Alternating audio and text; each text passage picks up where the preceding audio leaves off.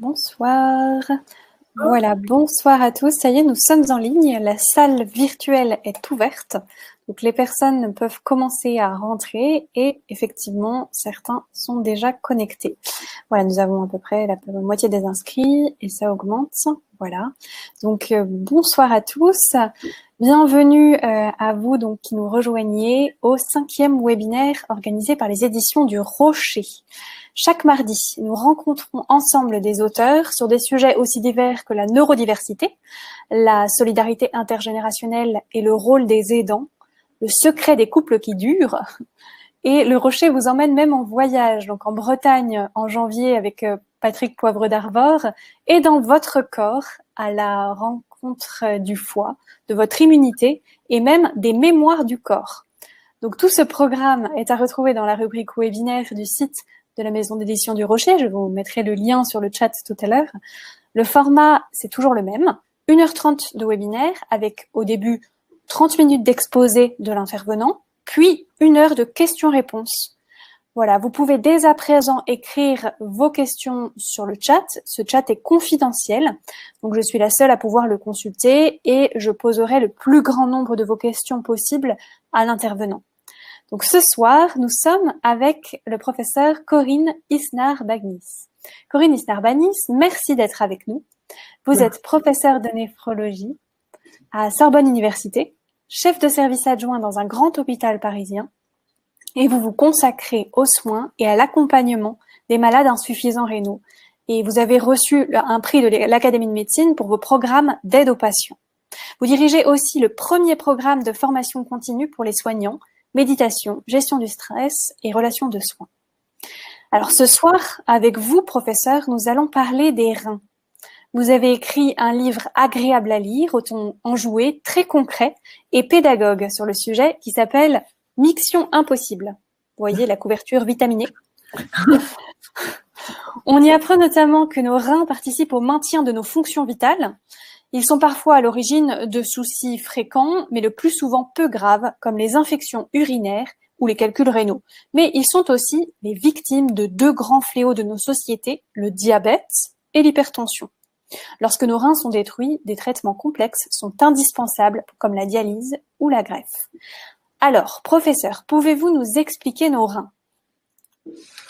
Merci beaucoup pour cette introduction. Bienvenue à tous ceux qui nous ont rejoints. Je suis ravie d'être avec vous ce soir pour parler de mon sujet favori, finalement, sur lequel je travaille depuis 30 ans.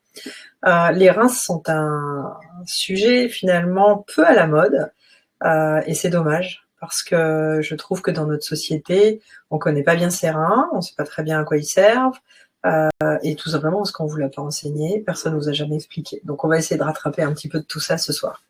Alors les reins sont, d'abord il y en a 2, et c'est une particularité, tous nos organes ne sont pas doubles, bien entendu. On a 2 reins qui sont situés sous les côtes, en fait. Ils sont un petit peu cachés là dans le bas des côtes, et ils sont bien protégés d'ailleurs à cet endroit. Si vous avez un traumatisme, on peut, dans un accident de ski, un accident de voiture, si on a un gros traumatisme, on peut blesser ses reins, ça peut arriver, mais dans l'ensemble, ils sont plutôt très bien protégés, et surtout, on peut pas vraiment les palper. Nous, même en tant que néphrologue, c'est-à-dire médecin spécialiste des reins, on peut pas les palper parce qu'ils sont bien cachés sous les coupoles du diaphragme. Et les reins sont 2 organes qui ressemblent à des haricots, alors on en parle souvent comme ça, hein, ce sont nos 2 petits haricots. Ils ont cette même forme un petit peu arrondie, avec, comment dire, ils font à peu près une douzaine de centimètres de haut, c'est en fonction de la taille des gens. Et puis ils sont surtout reliés de chaque côté, les 2 reins. Il y a une petite zone au niveau des reins qui s'appelle le bassinet, dans lequel convergent tous les petits tuyaux qui fabriquent l'urine. Et cette urine est acheminée par 2 tuyaux qui s'appellent les uretères jusqu'à la vessie. La vessie, c'est le réservoir qui recueille en fait l'urine qui provient des 2 reins. Et entre la vessie et l'extérieur du corps, il y a à nouveau un autre petit tuyau qui s'appelle l'urètre et qui permet d'éliminer les urines.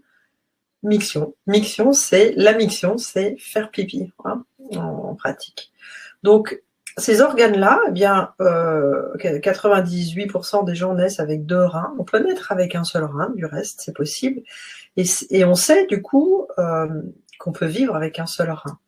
Donc, vous voyez que ça ouvre tout de suite, si on cherche à comprendre les rôles, le rôle des reins, ça donne tout de suite une idée de la capacité d'adaptation de nos reins, puisque si jamais on n'en a qu'un, si jamais on vous en enlève un dans un parcours de vie parce qu'il y en a un des deux qui est malade, eh bien on peut vivre avec le rein qui reste, à condition qu'il marche, évidemment.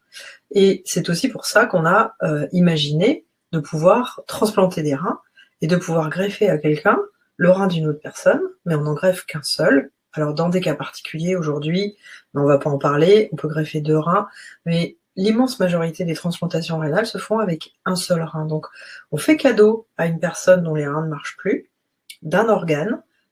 Il n'en aura pas 2, mais il n'en aura qu'un, mais ça suffit souvent, dans la majorité des cas, à avoir une fonction rénale satisfaisante.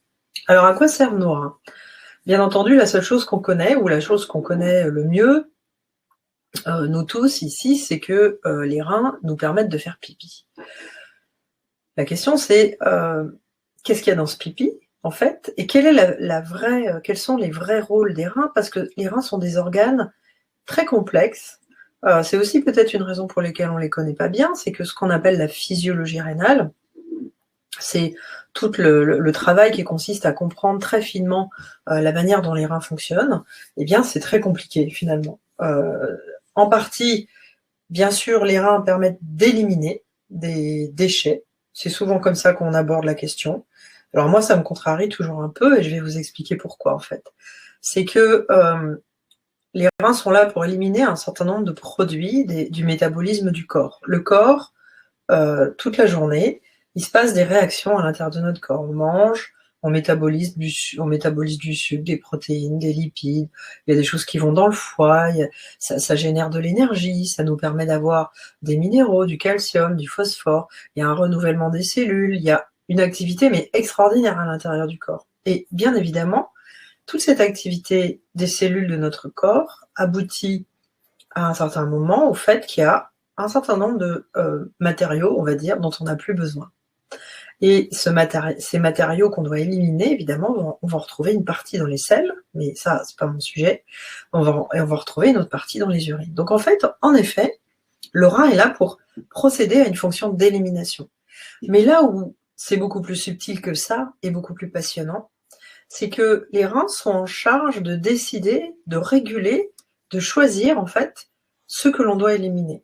C'est-à-dire qu'en fait, dans les reins, dans les 2 reins, on a plusieurs millions, au moins 1 ou 2 millions, entre 1 et 2 millions à la naissance, de petites unités fonctionnelles, c'est-à-dire des petites structures qui sont toutes les mêmes et dans lesquelles il y a 2 parties. Il y a une première partie qui est comme un filtre, et cette partie qui est comme un filtre, en effet, le sang va passer dans cette partie. Et d'ailleurs, l'intégralité du sang de l'organisme va passer X fois par jour à l'intérieur de ces petites unités. Et comme c'est une passoire, eh bien, va passer à travers cette passoire tout ce qui est liquide, la partie liquide de l'urine.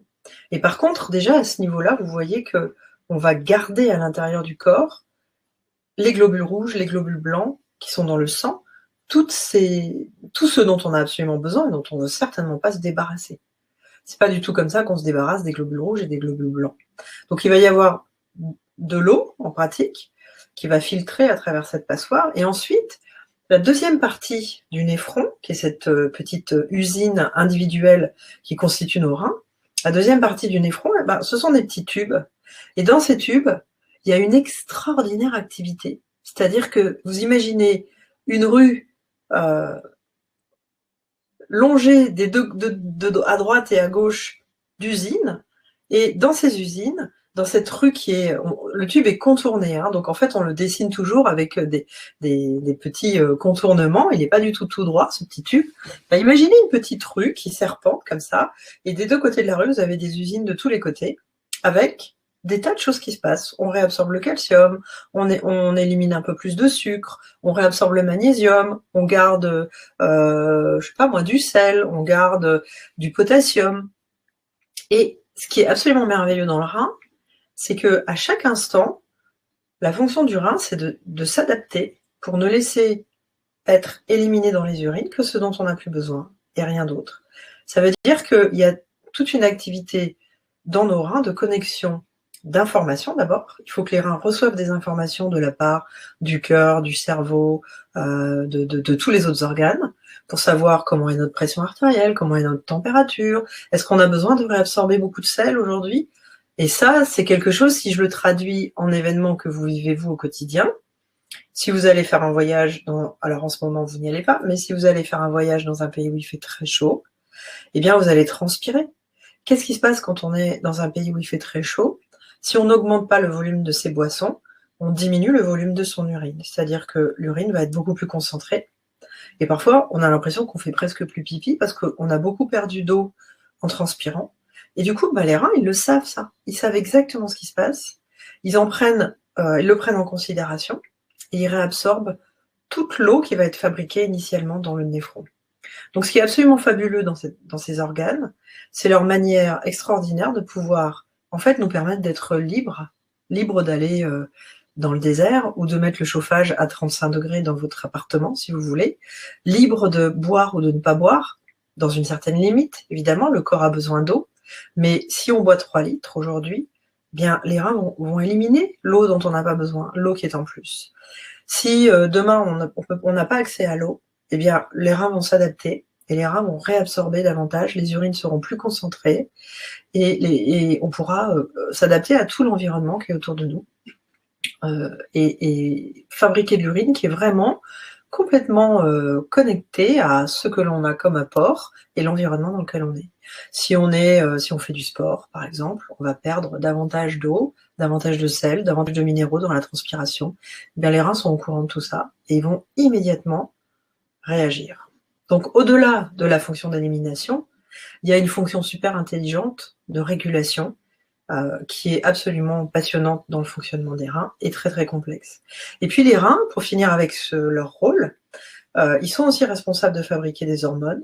Et il y en a moins une que vous connaissez tous, parce que vous en avez entendu parler à la télé au cours du Tour de France, malheureusement. C'est un produit dopant, ça s'appelle l'érythropoïétine. Alors ça n'a pas été conçu, évidemment, pour être un produit dopant. Ça a été, fort heureusement, dans les années 85-90, fabriqué par l'industrie pharmaceutique pour remplacer celle que les malades des reins ne pouvaient plus fabriquer. Et cette érythropoïétine, elle est essentielle comme facteur de croissance des globules rouges. Ça veut dire que grâce à l'érythropoïétine, vous pouvez fabriquer normalement des globules rouges et donc vous n'avez pas d'anémie. Et avant ces années-là, avant qu'on dispose de ces médicaments, quand on avait une maladie rénale, qu'on était dialysé, quand nos reins ne marchent plus, eh bien, les reins ne fabriquaient plus non plus d'érythropoïétine et les patients qui avaient des maladies rénales à cette époque-là avaient des anémies très sévères, au point parfois qu'ils ne pouvaient même pas se lever de leur lit, tellement ils étaient fatigués. Aujourd'hui, on fait un traitement avec cette molécule et on peut compenser, corriger l'anémie quand les reins sont plus capables de fabriquer l'hormone. Et puis les reins, ils interviennent aussi dans l'activation de la vitamine D. La vitamine D, on en parle beaucoup.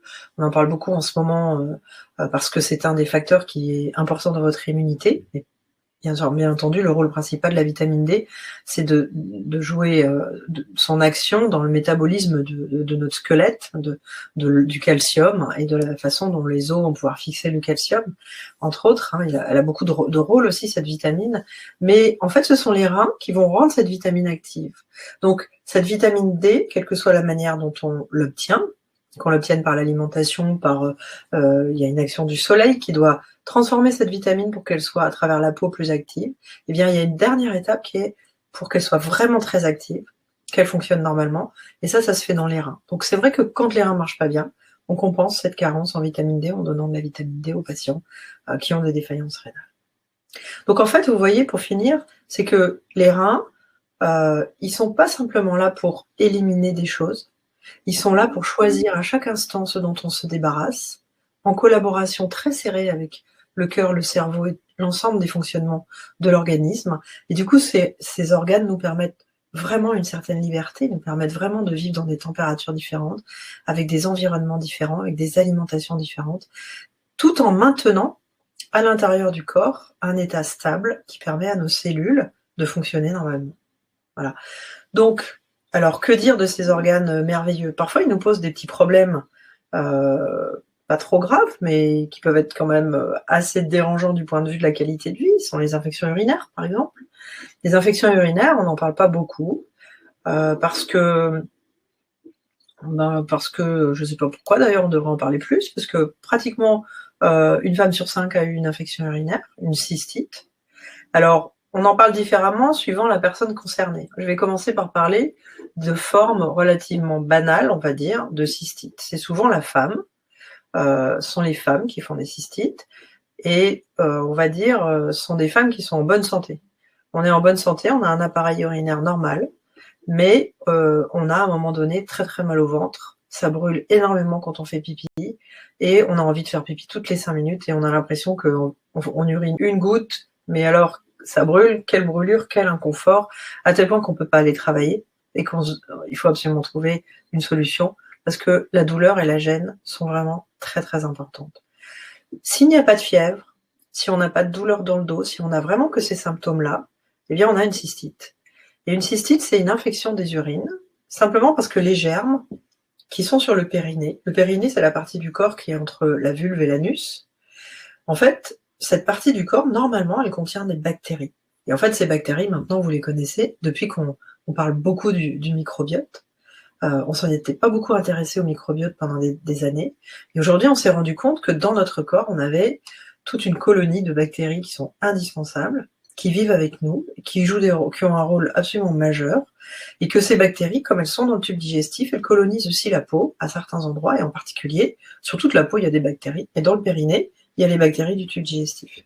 Et chez la femme, comme l'urètre est assez court, eh bien, toute situation d'irritation locale au niveau de la vulve, parce que, je ne sais pas si vous avez déjà, mesdames, pris un petit miroir pour aller regarder comment c'était, où est-ce qu'il arrive cet urètre dans votre corps. C'est pas facile, faut se contorsionner un peu pour le voir, donc il faut vraiment utiliser un petit miroir pour aller voir où est l'orifice de l'urètre. Et en fait, l'orifice de l'urètre, il est entre l'orifice du vagin et le clitoris. Et on peut très bien le voir avec un petit miroir, même si on le sent pas, quand on urine, on voit pas très bien par où sort l'urine, mais c'est important de connaître son anatomie, de savoir tout ça. Et du coup, on comprend mieux pourquoi c'est souvent au début de la vie sexuelle des jeunes femmes qu'on a des cystites, parce que le rapport sexuel contribue à irriter, avec des frottements, cette partie du corps, et ça favorise du coup la remontée des bactéries qui sont naturellement sur le périnée, à l'intérieur de l'urètre, et elles vont se balader dans la vessie. Elles peuvent créer une infection dans la vessie, et parfois, donc, c'est ça qui nous donne les symptômes de cystite. Après, il y a tout un tas de situations qui favorisent les cystites, et elles peuvent arriver même chez une femme qui a un appareil, une anatomie tout à fait normale et aucune maladie. Alors c'est très dérangeant parce que ça pose plein de problèmes en fait. Souvent, on ne peut pas faire ce qu'on aimerait faire de sa journée, on ne peut pas aller travailler, on va chercher à avoir des antibiotiques parce que ce sont les seuls médicaments qui vont calmer les symptômes. Et ça, c'est très ennuyeux parce que en fait, si on pouvait calmer la douleur et les symptômes, eh bien, une fois sur deux, le corps pourrait se débarrasser des bactéries de lui-même et on n'aurait pas forcément besoin de prendre des antibiotiques. Le problème, c'est qu'on n'a pas tellement d'autres médicaments qui marchent sur la douleur de la cystite. Alors après, quand on a un appareil urinaire anormal, si on n'a pas des reins normaux anatomiquement, si on a une vessie qui se vide pas bien, ça c'est une autre histoire. Alors là, on fait plus souvent des cystites, on peut faire des cystites à répétition, on peut avoir des complications des cystites, c'est-à-dire si on ne traite pas cette infection dans la vessie, au bout d'un moment, on va avoir de la fièvre, parce que les urines infectées vont remonter jusque dans les reins, et là, ce sont les reins qui vont être infectés, et ça, c'est très fatigant. On a souvent de grosses douleurs dans le bas du dos, on a souvent beaucoup de fièvre, et là, on a vraiment besoin d'avoir des antibiotiques, souvent même par voie intraveineuse ou intramusculaire, pour traiter l'infection. Et puis chez les hommes, c'est une autre histoire. Les hommes, ils ont un urètre beaucoup plus long qui passe à travers la verge, donc ils font pas vraiment des cystites, mais ils peuvent faire des infections urinaires. On les appelle pas cystites parce que c'est d'emblée un tout petit peu plus grave, parce que très souvent il y a une infection de la prostate associée, et donc on les traite un peu plus longtemps par antibiotiques. On les prend pas en charge exactement de la même façon. Donc ça fait partie des petits ennuis, on va dire, mais certaines personnes sont très embêtées avec ça pour autant, mais beaucoup de gens, beaucoup de femmes ont connu au moins quelques cystites dans leur vie. Il y a aussi les calculs. Ouais, on pourra peut-être en parler davantage tout à l'heure si vous avez des questions, mais les calculs, c'est le fait que dans les urines, on peut fabriquer des cailloux. Et si on fabrique des cailloux, à un moment donné, ces cailloux vont vouloir sortir. Le problème, c'est que le système entre les reins et la vessie, il est fait pour aller à sens unique. Donc il y a des rétrécissements, il y a des endroits où il y a volontairement l'impossibilité d'aller à l'envers, donc pour pas que les urines remontent et que les urines circulent plutôt vers la vessie et vers l'extérieur. Mais du coup, il y a des petits sphincters et des petits endroits rétrécis dans ce circuit dans lequel les calculs vont se coincer. Et quand le calcul se coince, les reins continuent à fabriquer de l'urine en amont, et comme il est contenu dans une poche qui n'est pas extensible, comme un sac qui ne peut pas s'agrandir, c'est la pression qui va augmenter jusqu'à ce qu'on ait vraiment très très très mal, puisqu'on appelle ça la colique frénétique. On appelle ça comme ça parce qu'on est tellement mal qu'on bouge partout, on ne peut pas tenir en place. C'est horriblement douloureux, la colique, le calcul, la colique néphrétique. Et là, on doit avoir affaire souvent, la plupart du temps, aux urologues qui vont aller chercher le caillou et vous l'enlever si ça ne va pas tout seul. Voilà, donc ça peut être aussi à répétition.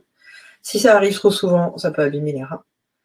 Ça peut être dangereux parce qu'on peut faire des infections là-dessus, si les urines sont infectées. Il y a tout un tas de maladies qui peuvent spécifiquement donner des calculs.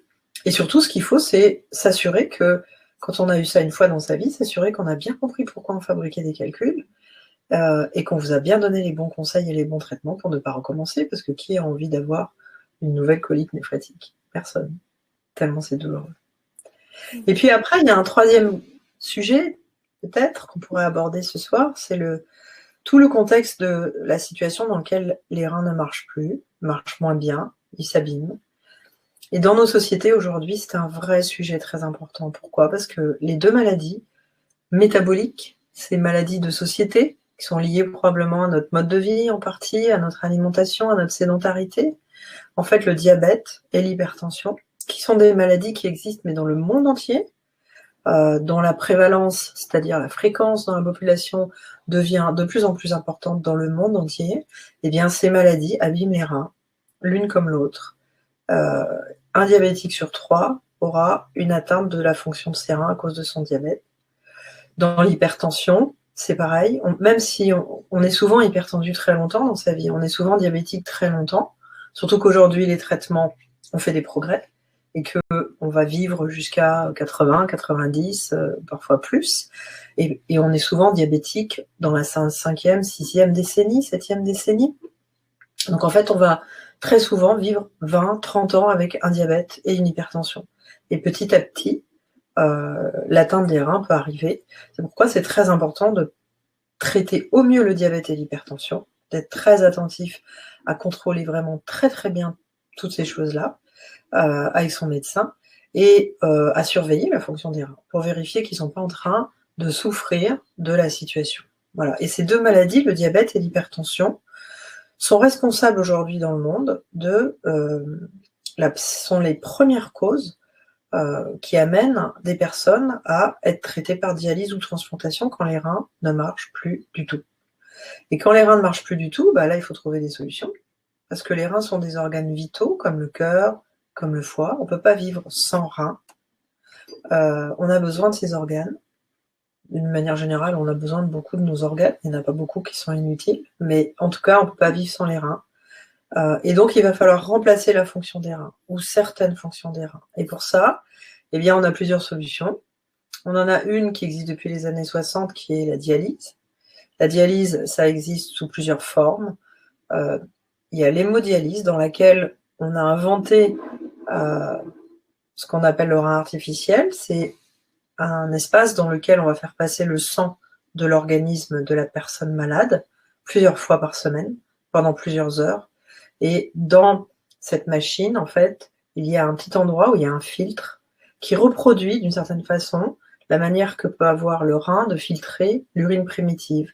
C'est son rôle de passoire qu'on va et pas que d'ailleurs. Donc on peut éliminer de l'eau, du sel, du potassium, des phosphates, de l'urée. On peut éliminer tout ça avec la dialyse. Et donc ça permet de remplacer une partie de la fonction des reins. Donc ça, évidemment, c'est un traitement qui existe depuis les années 60, qui est assez contraignant parce qu'il faut le faire plusieurs fois par semaine. Il faut y passer au moins 12 heures par semaine, au moins 12 heures par semaine pour avoir un minimum de qualité de vie, pour remplacer la fonction des reins.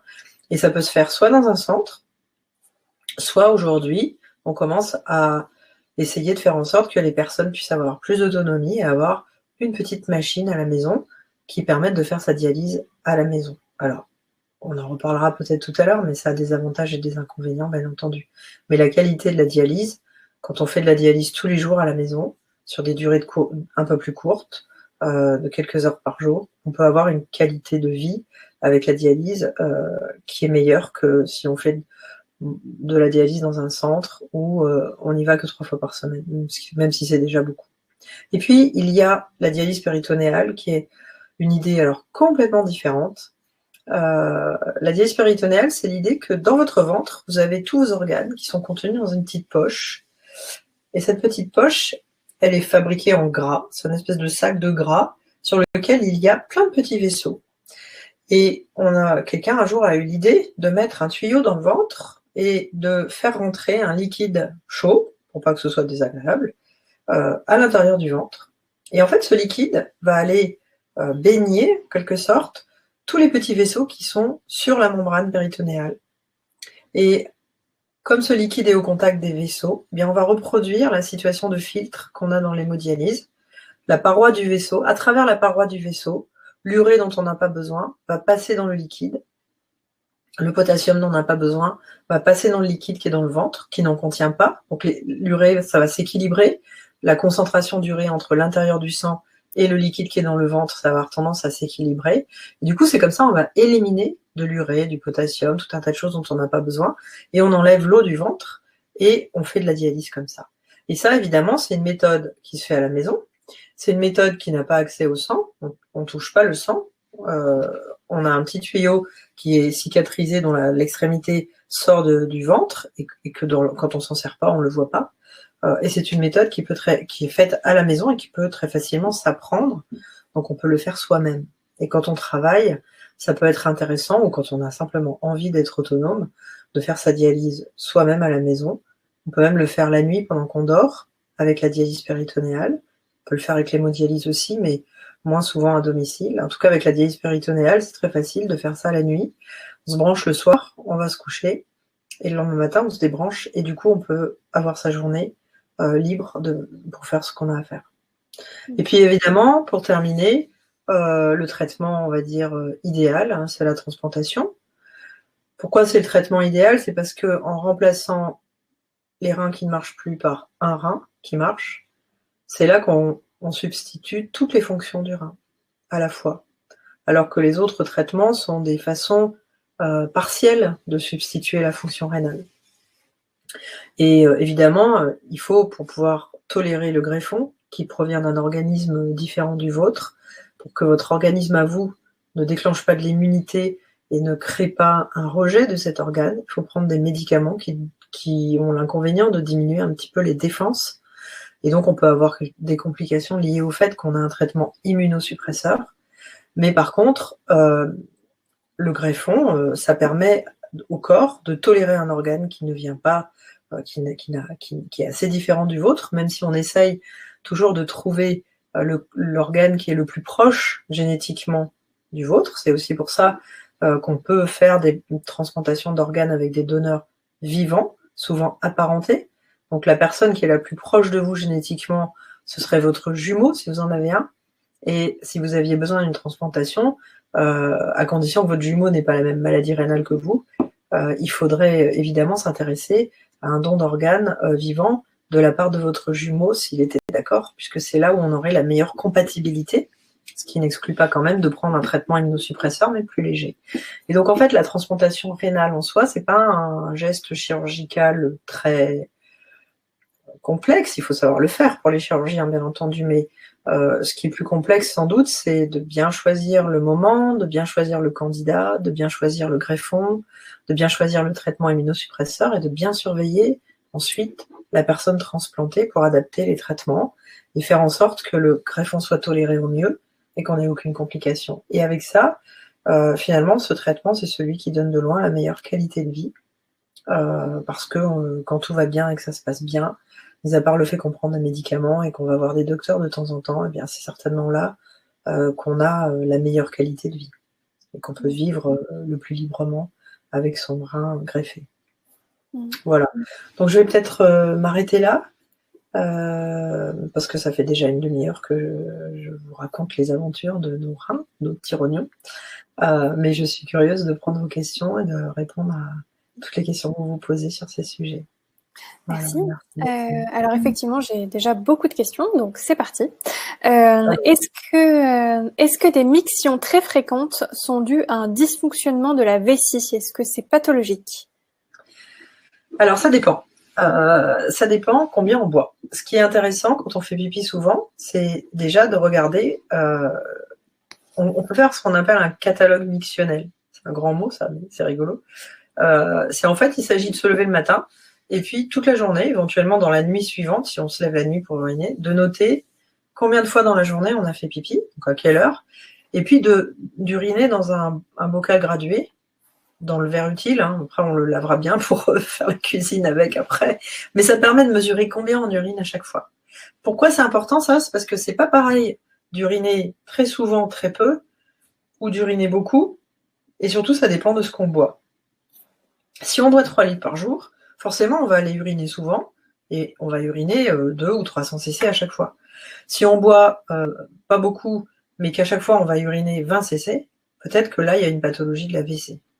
Et donc, la première chose à faire, si on veut aller voir un urologue, alors ça, je ne l'ai pas dit tout à l'heure, mais c'est l'occasion peut-être de l'expliquer, c'est que en médecine, vous savez qu'on est tous un peu spécialisés dans nos domaines, et en fait, les néphrologues s'occupent des problèmes médicaux des reins et de la vessie, mais n'opèrent pas les reins et la vessie, et on travaille du coup de façon très très très proche avec les urologues qui s'occupent de la même partie du corps, des reins et de l'appareil urinaire, de la vessie, des uretères, tout ça, mais eux, ils sont chirurgiens.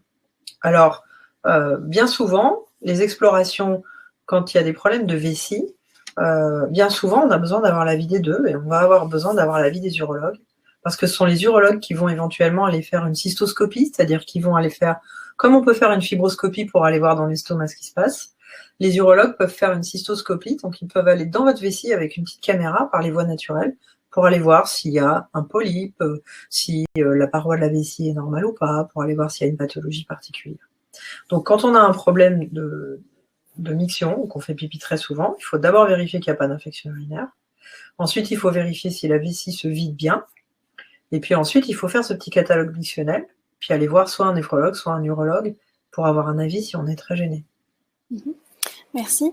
Qu'est-ce qui doit m'alerter dans les urines? La couleur, si elles sentent fort, s'il y a du sang? Ouais.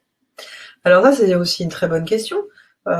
Les urines, en fait, c'est de l'eau avec plein de choses dedans. Donc la couleur des urines dépend de ce qu'il y a dedans et de leur concentration. Donc en fait, si je reviens à mon exemple du Sahara, si je suis dans le désert, non seulement je ne vais pas faire beaucoup pipi, mais en plus mes urines vont être très foncées.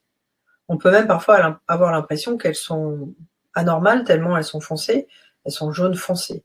Mais à l'inverse, si je bois beaucoup, beaucoup, beaucoup dans ma journée, je peux aller uriner, mettre mes urines dans un verre et voir qu'elles sont complètement transparentes.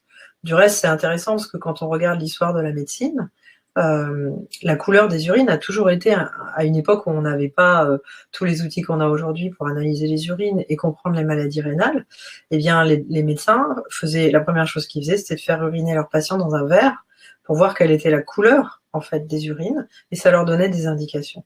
Donc en fait, il n'y a pas une seule couleur normale pour nos urines, et ça dépend de la concentration, donc ça dépend de ce qu'on a bu. Par contre, il y a des situations où c'est pas normal, c'est que vos urines, normalement, elles doivent être translucides, c'est-à-dire si vous urinez dans un verre, on doit pouvoir voir à travers et il n'y a pas de poisson qui flotte à l'intérieur, ou exceptionnellement, elles doivent être transparentes. Si elles ne sont pas transparentes, qu'elles sont purées de poids, qu'elles sont troubles, eh bien très souvent, c'est qu'il y a une cystite justement, qu'il y a une infection des urines, et à ce moment-là, elles sont troubles parce que dans les urines, eh bien, il y a des globules blancs, il y a du pus, en fait, il y a une infection. Et donc, c'est la réaction inflammatoire de l'organisme pour se défendre contre l'infection. Et du coup, il y a des globules blancs qui se retrouvent dans les urines et les urines sont plus transparentes. De la même façon, si on a du sang dans les urines, c'est toujours très impressionnant parce que même avec très peu de sang, les urines vont être rouges tout de suite. Donc en fait, ce qui est sûr, c'est que si on a les urines rouges, c'est pas une hémorragie qui va menacer le pronostic vital. On va pas mourir d'avoir du sang dans les urines. Vraiment, ce serait très exceptionnel. Ce serait vraiment très exceptionnel. Mais par contre, c'est très impressionnant et ça amène souvent à consulter et c'est bien parce que c'est pas normal d'avoir du sang dans les urines. Alors après, on peut avoir des toutes petites quantités de sang dans les urines. Ça s'appelle l'hématurie. L'hématurie, c'est le fait d'avoir du sang dans les urines, mais on peut avoir une hématurie microscopique, c'est-à-dire qu'en fait, on la voit pas à l'œil nu. Et c'est dans les analyses d'urine qu'on va voir qu'il y a des globules rouges, en fait, en très petite quantité dans les urines, mais c'est pas normal non plus. Alors la raison la plus simple d'avoir du sang dans les urines, bien entendu, c'est d'avoir un petit calcul quelque part dans l'appareil urinaire qui va irriter la paroi, parce qu'on bouge, on reste pas immobile, et en irritant la paroi de l'appareil urinaire, il va déclencher un petit saignement et on va retrouver du sang dans les urines. Mais après, il y a plein d'autres raisons d'avoir du sang dans les urines, et quoi qu'il en soit, il faut voir un médecin pour savoir pourquoi on a du sang dans les urines, c'est très important. Merci. Alors, une personne me dit, mon conjoint boit un seul verre d'eau par jour et il n'a jamais soif, il a 60 ans. Quelles conséquences pour sa santé? Alors, ça, c'est une question très importante. Qu'est-ce qu'il faut boire? Vous savez que le corps régule ce qu'il boit grâce à la soif. Donc, quand on est en bonne santé, et si on n'a pas de pathologie particulière, normalement, l'organisme est capable de se réguler lui-même et de vous demander, par la soif, de boire quand c'est nécessaire. C'est pour ça que, en dehors de certaines pathologies, on peut se fier à sa soif. Il y a des situations dans la vie où on peut moins se fier à sa soif. C'est le vieillissement, par exemple. Quand on est très âgé, on a un certain nombre de nos fonctionnements qui sont moins efficaces dans le corps, dont le fonctionnement de la soif. Et donc, on est moins sujet à la soif, on la sent moins, et du coup, on boit moins. Et du coup, on a plus de risque de se déshydrater quand on est âgé que quand on est plus jeune. Donc, on pourrait se dire, on boit à sa soif et ça va bien comme ça. Du reste, il y a plein de gens qui boivent très peu, ils sont pas particulièrement malades pour autant. Mais simplement, il y a des situations où c'est un problème de ne pas boire assez. Si on fait des infections urinaires, c'est évident qu'il va falloir essayer de boire plus, parce que le fait de boire, de vider la vessie et de laver l'appareil urinaire en enlevant les urines qui sont dedans, en les évacuant, c'est une des meilleures manières de se protéger de l'infection urinaire ou de traiter une infection urinaire. Parce que la vessie, en fait, il peut y avoir des bactéries qui remontent par l'urètre. Et c'est en allant faire pipi que c'est comme si on tirait la chasse à l'intérieur, en fait. Quand on va faire pipi, on vide la vessie, ça nettoie l'urètre, ça emmène les bactéries avec l'urine dans les toilettes et on empêche en fait l'infection de se développer. Par contre, si la vessie se vide pas bien et que les urines stagnent, à chaque fois que les vessies se vident pas bien et que les urines vont rester dedans, eh bien là, ça augmente le risque de faire une infection. Donc, dans des situations comme ça, pas normales, on peut avoir besoin de boire plus. Si on fait des calculs dans les reins, par exemple, c'est un dernier exemple, où vous allez tout de suite comprendre, si vous avez de l'eau avec des cristaux à l'intérieur, s'il y a très peu de cristaux, ils vont pas s'agglutiner ensemble pour faire un caillou. Par contre, si vous avez beaucoup de cristaux, parce que les urines sont très concentrées, eh bien vous allez très facilement fabriquer des cailloux. Donc quand on a tendance à faire des lithiases, des calculs rénaux, les lithiases et les calculs, ça veut dire la même chose, il faut absolument diluer ces urines pour que les cristaux qui se baladent dans les urines ne puissent pas s'accrocher les uns aux autres et fabriquer un nouveau calcul. Donc il va falloir diluer, donc boire beaucoup plus. Donc en résumé, le corps est fabriqué à 60% d'eau. Donc on a forcément besoin d'un peu de liquide. En théorie, on peut se fier à sa soif. Il y a parfois des situations où on prend l'habitude de moins boire, soit parce que à son travail, on peut pas facilement aller aux toilettes, parce que à l'école, les enfants vont pas faire pipi parce que les toilettes sont sales. Il y a plein de situations comme ça où on peut pas vraiment gérer notre besoin d'uriner normalement. Et du coup, ça amène quand même beaucoup de gens à se retenir de boire et à prendre l'habitude de moins boire. Et peut-être que ça, c'est pas très bien, parce que notre corps a besoin de renouveler l'eau. Mais si on n'a pas de maladie particulière, ça ne va pas vous rendre malade. Par contre, dans plein de situations, comme les cystites ou les calculs, là, il faudra boire un peu plus, parce que ça vous permettra de diminuer les ennuis à venir. Alors, est-ce que, donc toujours sur ce sujet de boire de l'eau, est-ce que vous pouvez nous donner une quantité approximative à boire tous les jours, hein, si on n'est pas sportif, si on est vraiment sédentaire. Et est-ce que les infusions et les thés non sucrés, ça marche aussi? L'eau du robinet, ça marche aussi? Et une personne me demandait, est-ce que l'eau gazeuse, voilà, les eaux minérales gazeuses sont-elles nocives pour le rein? Alors, ça fait plein de choses dans la Je question. peux, C'est un sujet que j'ai pas mal détaillé dans le livre parce que ce sont des oui. questions importantes. Bien sûr, l'eau du robinet, elle est prévue pour qu'on puisse la consommer, donc il n'y a pas de raison de ne pas boire d'eau du robinet. Peut-être qu'un jour, on nous dira qu'il y a des toxiques environnementaux dans l'eau du robinet. Pour l'instant, c'est pas tellement étudié, mais on n'est pas non plus très sûr que dans les bouteilles d'eau minérale, il n'y ait pas des plastiques qui puissent éventuellement avoir un impact. Là, je parle de l'environnement et de la toxicité environnementale. Mais c'est pas vraiment mon sujet, et surtout, on n'a pas toutes les réponses. Donc, pour l'instant, si on se dit simplement qu'on essaye de répondre à la question combien on doit boire par jour et qu'est-ce qu'on doit boire, eh ben, ça dépend de plein de choses. Parce que si vous êtes dans un appartement très bien chauffé, vous n'allez pas vous évaporer autant que si vous êtes dans un appartement où vous avez que 19 degrés. Si vous faites une activité physique dans la journée, si vous marchez, vous allez transpirer, vous allez vous évaporer beaucoup plus que si vous marchez pas. Si vous mangez que des légumes qui contiennent beaucoup d'eau, eh bien, vous allez avoir beaucoup d'eau par l'alimentation. Peut-être beaucoup plus que si vous mangez autre chose qui contient les fruits et les légumes, par exemple, il y a beaucoup d'eau dans les fruits et les légumes. Si vous ne mangez pas du tout de fruits et de légumes, vous aurez moins d'eau, plus ou moins dans votre alimentation, suivant ce que vous mangez. Donc en fait, pour une personne donnée, il y a des apports en eau alimentaire et il y a des pertes en eau par la transpiration ou par la diarrhée d'ailleurs, parce que ce qu'on oublie aussi beaucoup, c'est que si on a tendance à avoir la diarrhée souvent, et si on a des maladies digestives qui donnent la diarrhée, on perd beaucoup d'eau dans la diarrhée. Donc en fait, les urines vont être très concentrées. Donc encore une fois, si on n'a pas de maladie, de calcul, de cystite, de choses comme ça ne va pas forcément être un problème.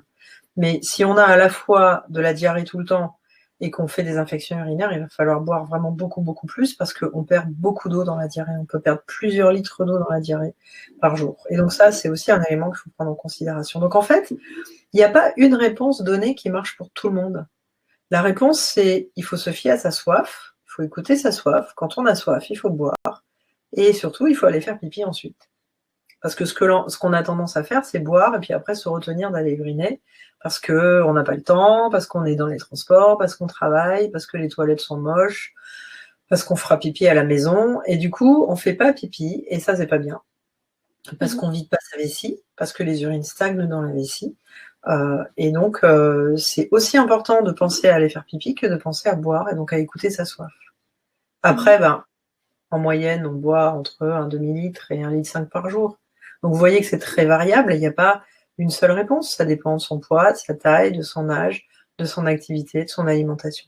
Après, boire du thé, boire des infusions, pourquoi pas, ça compte. Je veux dire, il y a pas, comment dire, c'est de l'eau avec, au final, l'organisme va récupérer de l'eau, donc c'est très bien. Et puis pour ce qui concerne les eaux minérales, il faut juste être conscient du fait que dans les eaux minérales, il peut y avoir des minéraux, justement. Il peut y avoir du calcium, du phosphore, des bicarbonates, il peut y avoir du sel, etc. Donc, si on boit de l'eau minérale, c'est toujours pareil. Quand on n'a aucune pathologie, on s'en fiche, on boit ce qu'on veut. Ça n'a pas trop d'importance. Si les reins marchent bien, ils se débrouilleront, ils élimineront le surplus.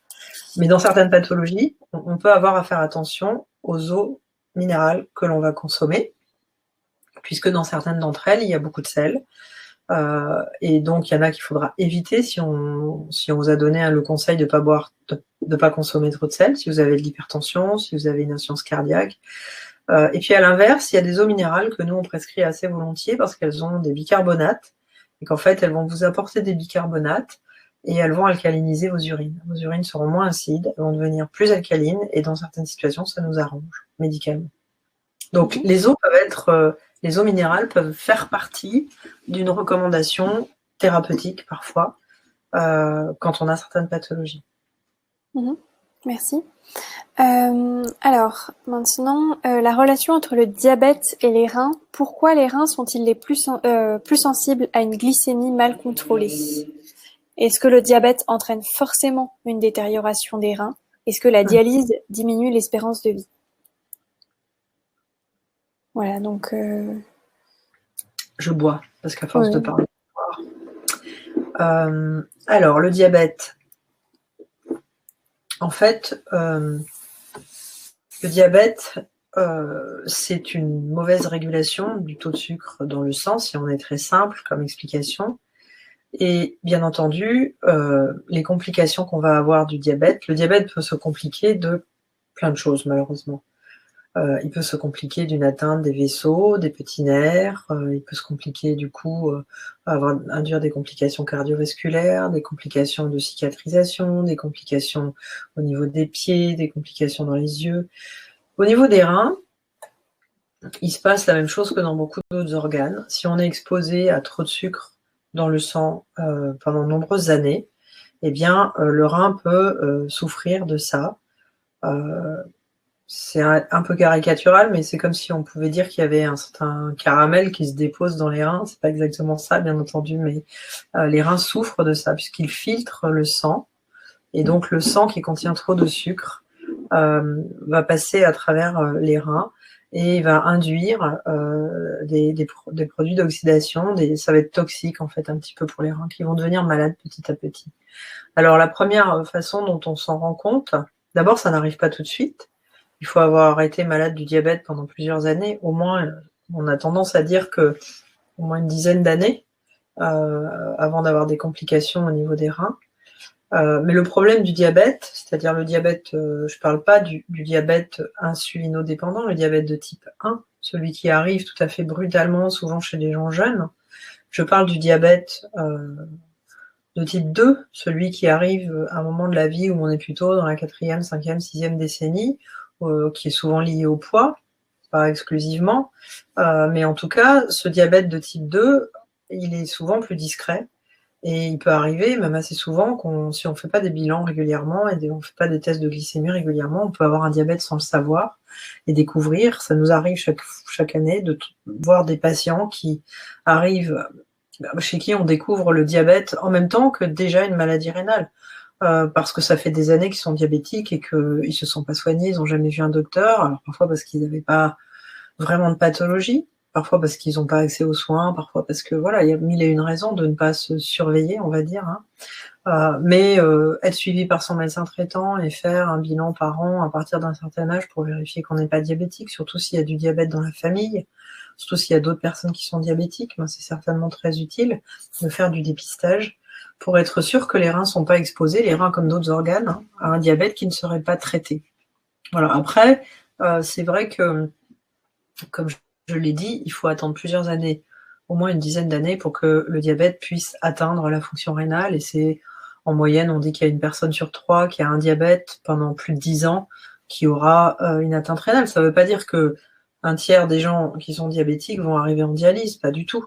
Ça veut dire qu'il va y avoir une petite détérioration de la fonction rénale que l'on peut traiter. Ça veut dire qu'il faut voir avec son médecin s'il y a de l'albumine dans les urines.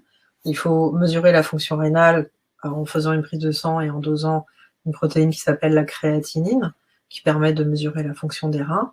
Et ça permet de savoir si les reins sont malades du diabète. Et éventuellement, on peut mettre des choses en place, on peut essayer d'améliorer le traitement du diabète. Puis maintenant, on a un certain nombre de traitements qu'on peut proposer pour protéger la fonction rénale chez les gens qui sont diabétiques. Est-ce que du coup, peut-être la question sur la dialyse, est-ce que la dialyse diminue l'espérance de vie? Alors, ce qu'on peut dire, c'est que on a commencé à faire la dialyse, l'hémodialyse en tout cas, dans les années 60, 65. Et qu'il y a les patients qui ont commencé dans ces années-là, certains sont toujours là. Donc on peut vivre des décennies avec la dialyse, hein, bien entendu. Donc le problème de la dialyse, en fait, c'est le problème de la maladie rénale. C'est que quand on a une fonction rénale altérée, très sévèrement altérée, c'est associé à une augmentation très sévère du risque cardiovasculaire. Donc en fait, quand on a une maladie rénale, on a un risque de faire un infarctus ou un accident vasculaire ou une insuffisance cardiaque qui est très très significativement supérieur à quelqu'un qui n'aurait pas au même âge une insuffisance rénale. Et donc en fait, ça veut dire que quand on est dialysé, on remplace une partie des fonctions du rein, et on a quand même un risque cardiovasculaire beaucoup plus important que la population générale. Et donc, bien souvent, ce qui se passe, c'est qu'on a plus de comorbidités, c'est-à-dire qu'on va avoir plus de complications qui vont être assez souvent des complications cardiovasculaires. Merci. Alors sur la question justement des dépistages, une personne me demande, vous avez dit que les maladies du rein sont silencieuses, doit-on faire un bilan biologique tous les ans pour prévenir? Alors, c'est vrai que les maladies rénales sont souvent très silencieuses. Alors, il y a deux manières de répondre à cette question. Il y a une manière épidémiologique. Alors, en ce moment, on parle beaucoup d'épidémiologie avec l'épidémie de coronavirus. Ça nous amène à réfléchir sur les politiques de santé publique, c'est-à-dire dépister l'ensemble d'une population en faisant un dosage de créatinine ou une recherche d'albumine dans les urines. Il faut savoir, en général, avant de faire ce genre de grande campagne, il faut savoir si c'est intéressant, si on dépense de l'argent pour la société qui sert à quelque chose ou pas. Alors, il y avait deux sujets quand même qui étaient intéressants à une époque. C'est que à une époque, les jeunes garçons faisaient l'armée. C'était une occasion de faire une bandelette dans les urines, de prendre la tension. Et donc, c'est vrai qu'on dépistait des maladies rénales chez les jeunes au moment du service militaire. Une autre occasion de faire un dépistage, c'est souvent pendant la grossesse, où on fait des bandelettes dans les urines. On surveille la tension, même si la grossesse n'est pas une maladie. Mais on surveille ces paramètres, ce qui fait que parfois, on découvre des maladies rénales pendant la grossesse. Mais grosso modo, les maladies rénales sont quand même relativement rares. Donc en fait, on ne conseille pas à tout le monde de faire toute sa vie des bilans pour dépister des maladies rénales. Il faut par contre le faire si on est dans des situations qui augmentent le risque d'avoir une maladie rénale. C'est-à-dire si on a un diabète, si on a une hypertension, si on a une maladie cardiaque, ou si on prend des médicaments toxiques, ou si on a reçu des médicaments toxiques pour les reins, si on a reçu par exemple certaines chimiothérapies, si on a pris des anti-inflammatoires, c'est-à-dire des molécules, par exemple dans les maladies rhumatologiques, quand on a une polyarthrite rhumatoïde, une spondylarthrite, des rhumatismes inflammatoires où on a beaucoup de douleurs articulaires avec de l'inflammation. Pendant des années, on a traité les gens avec des médicaments anti-inflammatoires qui n'étaient pas la cortisone, mais qui étaient d'autres molécules qui avaient un effet anti-inflammatoire qui calmait très bien les douleurs, Voltaren, Indocide, Prophénide, enfin toutes ces molécules-là. Et il y a des personnes qui en ont pris pendant des années. Alors aujourd'hui, on a des traitements un peu différents. On a ce qu'on appelle les biothérapies, qui sont des thérapeutiques beaucoup plus modernes pour traiter ces maladies rhumatologiques inflammatoires et qui ne sont pas toxiques pour les reins. Mais dans les médicaments qu'on utilise pour traiter les maladies d'une façon générale, certains d'entre eux peuvent être toxiques pour les reins. Et donc si on en prend, il faut peut-être contrôler la fonction de ces reins. Et puis, à partir d'un certain âge, on fait un dépistage. Et souvent, c'est votre médecin traitant qui va vous proposer de faire un bilan une fois par an pour vérifier qu'il n'y a pas de diabète, pour vérifier que les urines sont normales, pour vérifier des tas de choses, un bilan hépatique, voir votre cholestérol, des choses comme ça. Et c'est pas déraisonnable, en discussion avec votre médecin traitant et en fonction de vos propres facteurs de risque, éventuellement de faire un dosage de créatinine et une analyse d'urine pour voir si vous avez des petits signes qui évoquent une maladie rénale. Merci. Alors, question qu'effectivement j'attendais. Si je suis, enfin, je m'attendais à ce qu'on ait ça, cette question. Si je suis Covid+, y a-t-il un impact sur les reins? Donc le Covid et les reins. Et oui, malheureusement. D'abord, les virus ont toujours un impact sur les reins. Il y a beaucoup de maladies virales liées à des virus qui donnent des atteintes rénales. Par exemple, l'infection par le VIH, le virus du sida.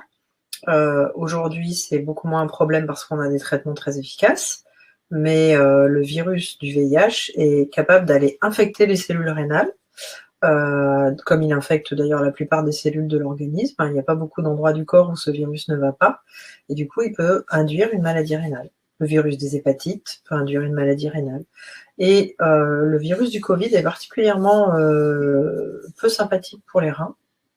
Et on a tout de suite remarqué au début de l'épidémie que les patients qui étaient hospitalisés avec des formes graves de Covid avaient beaucoup d'albumine dans les urines et faisaient parfois ce qu'on appelle une insuffisance rénale aiguë, c'est-à-dire une dégradation brutale de la fonction de leur rein, qu'on peut voir sur le dosage de la créatinine et sur le fait que quand c'est très grave, qu'on n'urine pas beaucoup, qu'on n'urine plus, qu'on peut avoir besoin de dialyse, en l'espace de 24 heures ou 48 heures, on peut perdre la fonction de ses reins. Et en effet, il y a plusieurs façons, il y a plusieurs manières dans lesquelles le virus peut abîmer les reins, mais on sait que le Covid, le SARS-CoV-2 est un virus qui va rentrer dans les cellules rénales, qui va infecter les cellules rénales, qui va les rendre malades, qui va induire une albuminurie, c'est-à-dire de l'albumine dans les urines, et en général, ça s'arrange avec la guérison. Et puis après, il y a un deuxième sujet qui est lié au Covid, c'est que quand on a une forme très grave de Covid et qu'on est en réanimation, on a plein de raisons d'avoir une atteinte des reins. On a plein de raisons qui sont liées au fait, aux complications de la réanimation, à tous les produits qu'on va recevoir, tous les médicaments, les antibiotiques, etc. Donc le fait d'avoir une insuffisance rénale, quand on est dans une situation très grave, avec une maladie très grave et qu'on est en réanimation, Covid ou pas Covid, on peut très volontiers avoir une dégradation de la fonction rénale quand on est dans cette situation-là. Mais le virus lui-même, oui, il est toxique pour les reins. Il peut l'être. Merci. Alors maintenant, beaucoup de questions sur le plan alimentaire. Une question générale, comment protéger au mieux ses reins sur le plan alimentaire? Alors, en fait, ce qui est intéressant avec cette question, c'est que ça rejoint beaucoup les grands principes d'une alimentation équilibrée, bonne pour la santé. En réalité, il n'y a pas d'aliment à bannir de son quotidien. Mais il y a des grands principes qui sont, premièrement, celui de ne pas manger trop de sel. Ça, c'est important, mais on vous le dit dans d'autres occasions. Et pourquoi c'est important? Parce que le fait de consommer du sel est une banalité aujourd'hui, parce que le sel est un exhausteur de goût. Le sel donne du goût à ce que vous mangez. Donc tous les produits qui sont déjà préparés, tout ce qui est fabriqué par quelqu'un d'autre que vous dans l'alimentation, tout ce que vous achetez tout prêt, contient énormément de sel pour avoir du goût. Parce que ce qu'on veut, c'est que vous rachetiez la même chose la prochaine fois au supermarché ou en faisant vos courses. Donc en fait, il faut que ça ait du goût, il faut que ce soit appétant. Et donc on met du sel dedans. Alors la conséquence, c'est que dans nos pays, on a tendance à manger entre 10 et 20 grammes de sel. Et beaucoup de gens, si vous mangez tout le temps dehors et que vous mangez que de la fast-food, des trucs tout prêts, dans des trucs de fast-food midi et soir, eh bien vous allez très volontiers manger 20 grammes de sel. Et 20 grammes de sel, c'est énorme. C'est énorme parce que ça va augmenter considérablement votre risque d'avoir une hypertension et que ça va du coup pas du tout plaire à vos reins parce que l'hypertension, c'est une des deux maladies les plus graves qui peuvent arriver pour vos reins. Donc la première chose qu'on peut dire au niveau alimentaire, c'est essayer de manger peu salé.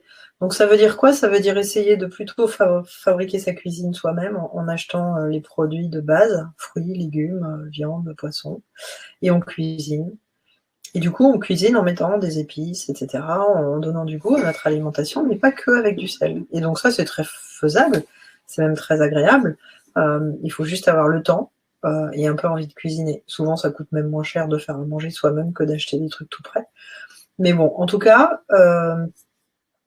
ce que je voulais dire, c'est que si on essaye de plus manger salé du jour au lendemain, on va trouver ça très pénible, parce qu'on va trouver que plus rien n'a de goût. Ce qui est intéressant, c'est d'avoir compris qu'il faut se déshabituer progressivement du sel.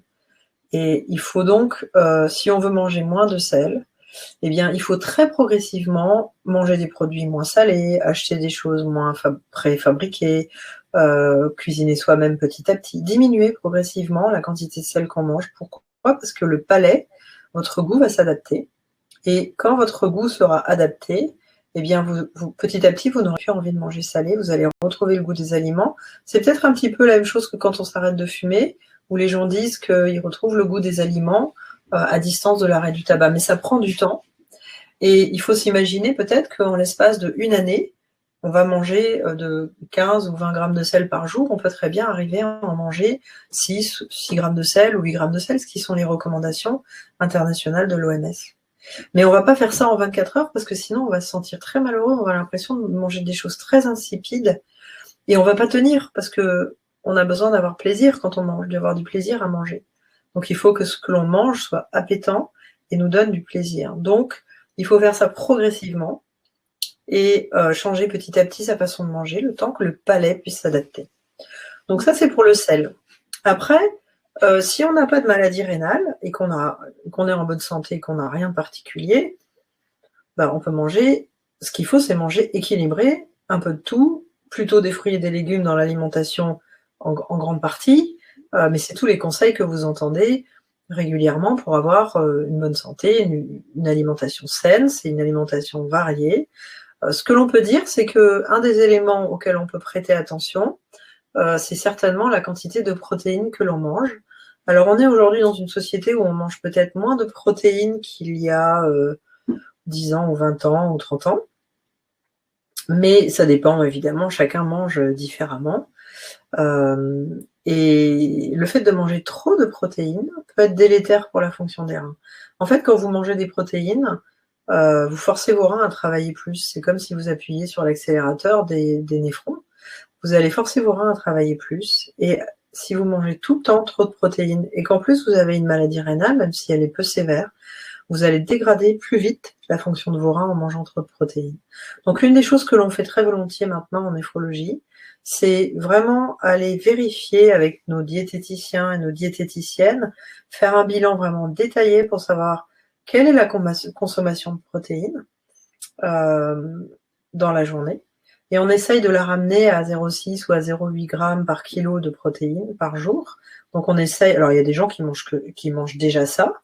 Si vous mangez beaucoup de fruits et légumes et que vous mangez des petites portions d'œufs, de poissons, de viande une fois ou deux fois par jour, peut-être vous mangez pas plus que 0,6 ou 0,8 grammes par kilo de protéines par jour, mais il y a des gens qui en mangent beaucoup plus. Et donc les gens qui ont une maladie rénale et qui mangent beaucoup plus de protéines que ça, on essaye de les accompagner là aussi pour changer leurs habitudes sur le plan des apports en protéines, de façon à protéger la fonction des reins. Le danger, c'est que tout ce que je vous dis là, c'est écrit sur Internet partout, que manger trop de protéines, c'est pas bon pour les reins. Et donc le danger, c'est que si vous faites ça tout seul dans votre coin, et que vous n'en avez pas besoin, parce que vous avez une maladie rénale peu sévère, ou parce que vous vous restreignez trop en protéines, eh bien vous risquez d'être dénutri. Et c'est pas bon non plus d'être dénutri, c'est-à-dire vous allez être carencé en protéines. Parce qu'il y a une chose qu'il ne faut pas oublier, c'est que l'organisme a énormément besoin de protéines. L'organisme doit consommer des protéines, comme n'importe quel autre nutriment, les glucides, les lipides, etc. Donc en fait, on a besoin des acides aminés qui sont dans les protéines, et donc si on se limite trop, eh bien on va avoir un effet inverse, et on va être carencé, et c'est pas non plus une très bonne nouvelle pour l'évolution de la maladie rénale et pour votre santé globale. Donc en fait, nous, en néphrologie, surtout pour les gens qui ont des insuffisances rénales relativement avancées, avec des fonctions rénales déjà très diminuées, on a absolument besoin de travailler avec les diététiciens et les diététiciennes, parce qu'on travaille main dans la main avec eux pour accompagner nos patients pour qu'ils aient l'alimentation la meilleure possible en fonction de la façon dont marchent leurs reins, pour ni manger trop de protéines ou trop de sel, mais en même temps avoir suffisamment de bonnes protéines, plutôt plus de protéines végétales, un peu moins de protéines animales, et vraiment essayer de les accompagner pour aller plus finement réguler les apports alimentaires. Voilà. Après, on n'a pas besoin de se limiter en protéines si on en mange à peu près normalement, si on n'a pas de maladie rénale, bien entendu. Alors justement, j'allais poser la question, en effet, est-ce que il y a une différence entre protéines végétales et protéines animales? Est-ce que l'une est mieux tolérée par le rein? Alors, il y a à la fois le sujet général qui est la différence, enfin les protéines animales sont moins bonnes pour l'organisme que les protéines végétales, mais en même temps, dans une alimentation équilibrée, il faut avoir un petit peu de tout. Donc, ce qui est délétère, c'est toujours de manger que des protéines animales, par exemple, et de ne pas manger du tout de protéines végétales. C'est l'équilibre, en fait, qui nous permet de bénéficier de l'ensemble des aliments que nous avons à notre disposition, sans en avoir les inconvénients. Mais globalement, oui, on pense que chez les patients très insuffisants rénaux, probablement que les protéines végétales sont de meilleure qualité, donnent moins de déchets à éliminer pour le rein, du moins des déchets moins toxiques. Donc on conseille assez volontiers une alimentation un peu particulière, mais ça c'est plutôt pour les patients dialysés, pour les patients qui ont des insuffisances rénales très sévères. On peut avoir maintenant des stratégies de conseil en alimentation qui amènent à être beaucoup plus restrictifs vis-à-vis des protéines en général. Il y a même des situations où on propose aux gens de ne plus manger quasiment plus de protéines dans leur alimentation pour leur donner des substituts, des compléments alimentaires à la place qui contiennent des acides aminés tout à fait choisies, mais ça, c'est des choses qui se font vraiment avec le néphrologue, avec la diététicienne, et pas tout seul dans son coin. Parce que c'est compliqué, puis qu'il faut vous donner la bonne prescription, en fait. Hein. Merci. Alors, que penser du régime sans gluten pour la maladie de Berger? Vous consacrez un chapitre d'ailleurs à la maladie de Berger, hein. Mais j'ai une personne qui me demande, voilà, que penser du régime sans gluten pour la maladie de Berger? Alors, il y a beaucoup de travaux en cours sur les liens entre le microbiote, les maladies digestives et la maladie de Berger.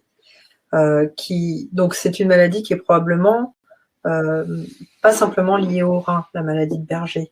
Il y a probablement des choses qui se passent dans le tube digestif, il y a probablement une inflammation. Donc, il y a des liens entre le tube digestif qui est sans doute pathologique et qui amène finalement le rein à être malade d'un certain nombre d'anticorps qui vont se déposer.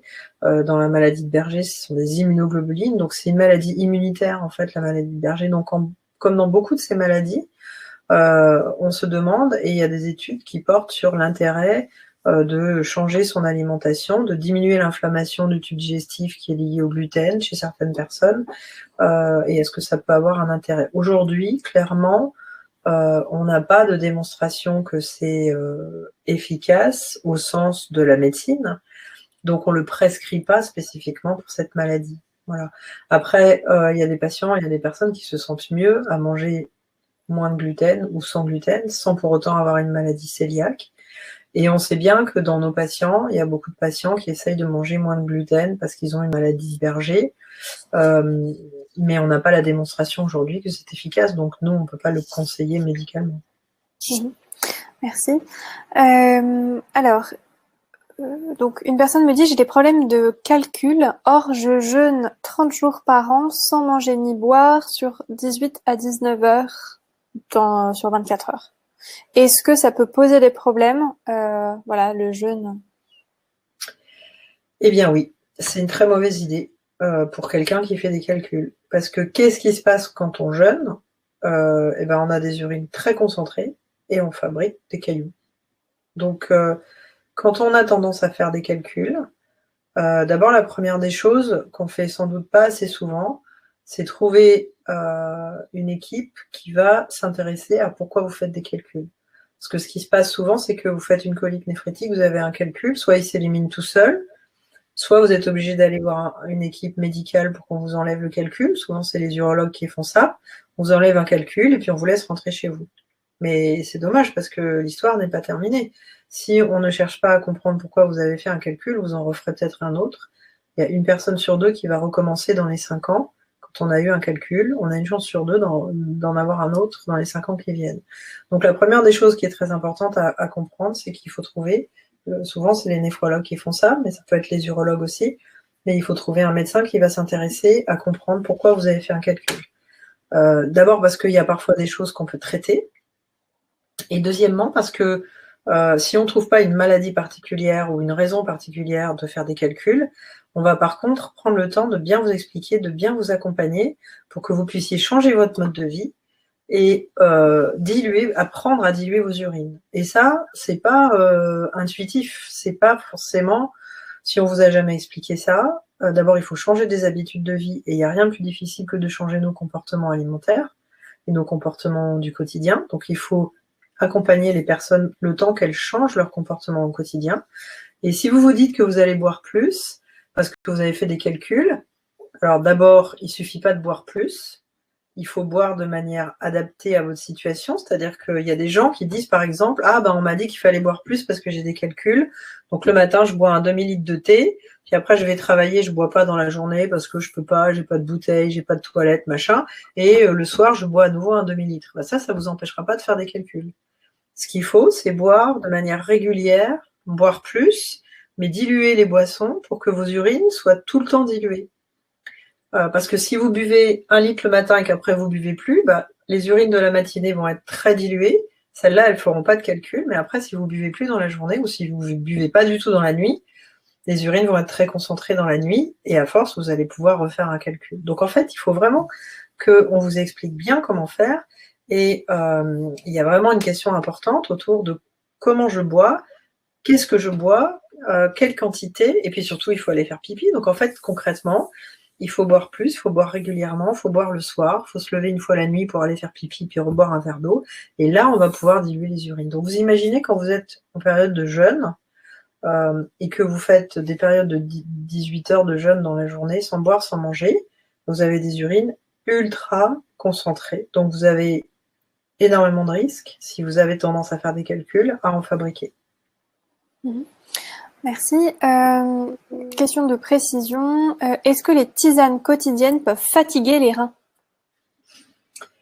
Alors les tisanes, c'est un grand sujet parce que ça dit tout et ça dit rien, parce que ça dépend ce qu'il y a dans les tisanes.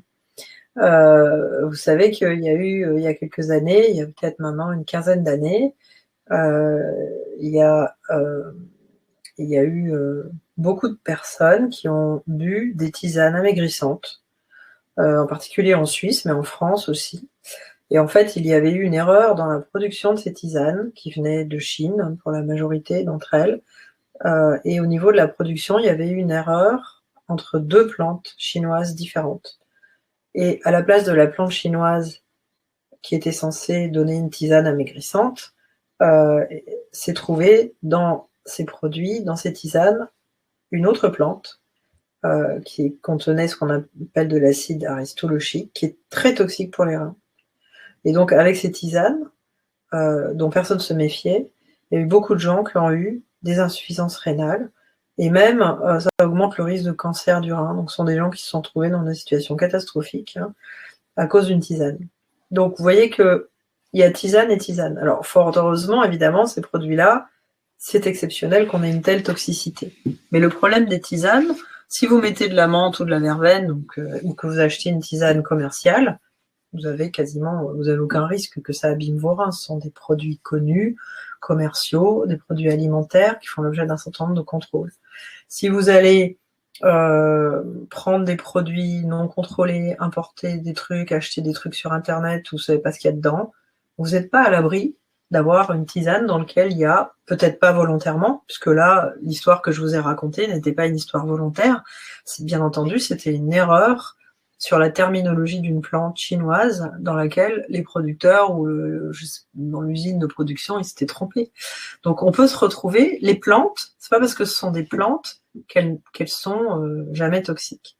Donc elles peuvent être toxiques pour les reins, elles peuvent être embêtantes parce qu'elles se combinent mal avec les traitements médicamenteux, si on en prend. Elles peuvent changer l'efficacité d'un médicament. Et par exemple, nous, en néphrologie, on est toujours inquiets de la phytothérapie, ou en tout cas des produits. On aime bien que les patients nous disent s'ils prennent des choses à côté des médicaments prescrits, parce que certaines plantes ne vont pas bien du tout avec les médicaments, en particulier les médicaments immunosuppresseurs de la greffe. Ils peuvent diminuer l'efficacité des médicaments de la greffe et on peut se retrouver avec un rejet du greffon parce que les médicaments immunosuppresseurs ne sont plus efficaces à cause d'une tisane. C'est comme une bête. Donc en fait, c'est rare, mais certaines plantes peuvent être toxiques, soit directement, soit parce qu'elles modifient le rôle de vos médicaments. Donc il faut quand même être prudent, et dans le doute, il faut en parler à son médecin. Voilà. Si on consomme des plantes qui ne sont pas commercialisées dans des magasins. Je pense qu'il y avait aussi peut-être la question des vertus dites diurétiques de ces tisanes. Est-ce que faire pipi souvent, ça fatigue les reins? Non. Alors, les vertus diurétiques de la tisane, c'est surtout de boire, ça vous fait boire. Après, il y a aussi des plantes qui peuvent être favorables. En Chine, il y a aussi des plantes qui sont intéressantes, par exemple, pour les calculs. On ne connaît pas beaucoup cette médecine en France, c'est vrai, mais il y a aussi des plantes qui peuvent être utilisées pour traiter tel ou tel symptôme, et donc il y a des tisanes qui peuvent être intéressantes et qui peuvent améliorer les choses. Mais en tout cas, le fait de boire et d'aller uriner ne va pas fatiguer vos reins. Et dans la majorité des tisanes, ça va vous permettre d'avoir des apports liquides. Et si vous n'aimez pas boire l'eau, si vous n'aimez pas boire un verre d'eau, si vous préférez boire des choses plutôt chaudes, ça peut être des tisanes. Après, il faut juste faire attention si c'est du café ou du thé, que vous pouvez avoir trop de théine ou trop de caféine, et que ça représente trop d'agents excitants dans votre journée, que vous avez du mal à trouver le sommeil, ou bien si on boit trop de thé, il semble qu'on peut avoir des difficultés à absorber le fer dans l'estomac et avoir un peu plus de risque d'anémie. Si on consomme des choses en trop grande quantité, évidemment, dans certains cas, il faut être prudent. Merci. Une personne me dit, le soja ou les produits dérivés du soja consommés peuvent-ils abîmer les reins? Alors, à ma connaissance, non. Le problème du soja, c'est éventuellement le rôle des phytoestrogènes qui sont contenus dans le soja et qui peuvent avoir une action comme des estrogènes. Donc, dans certains cas, ça peut poser un problème, en particulier pour les femmes, mais pas que. Et donc, pour les reins, à ma connaissance, une consommation normale de soja, pour moi, n'a jamais été associée à aucune toxicité. Merci. Alors, question sur les infections urinaires. Je les regroupe un peu. Une personne me dit, j'ai justement une infection urinaire à ce jour due à la bactérie Klebsiella pneumoniae. Je suis sous antibiotiques. Vais-je en guérir? Comment y remédier à l'avenir? Et une personne me dit, pourquoi le colibacille devient-il agressif lorsqu'il passe de l'intestin à l'urètre? Voilà. Et puis la dernière question, c'est comment faire, que faire pour éviter les infections? Alors, vous parlez dans votre livre de quelques pistes, mais... Oui. Alors, donc le principal germe, alors comme on l'a dit tout à l'heure, les germes qui donnent les cystites, les infections urinaires sont souvent, très majoritairement, les germes du tube digestif. Donc c'est vrai que dans le tube digestif, dans le tube, il y a une question d'équilibre. Vous savez que le microbiote, c'est un savant équilibre entre différents types de bactéries. Et il y a des moments où cet équilibre est rompu, en particulier si on a pris des médicaments comme des antibiotiques, on va modifier en fait le microbiote. Et parfois, ce qui se passe, c'est qu'on augmente la quantité de bactéries qui sont plus agressives dans le tube digestif. On a détruit les autres, et du coup, ça laisse la place, entre guillemets, à une prolifération de bactéries qui vont être plus embêtantes. Et peut-être que ces bactéries, du coup, vont se retrouver davantage sur le périnée et vont plus facilement coloniser la vessie.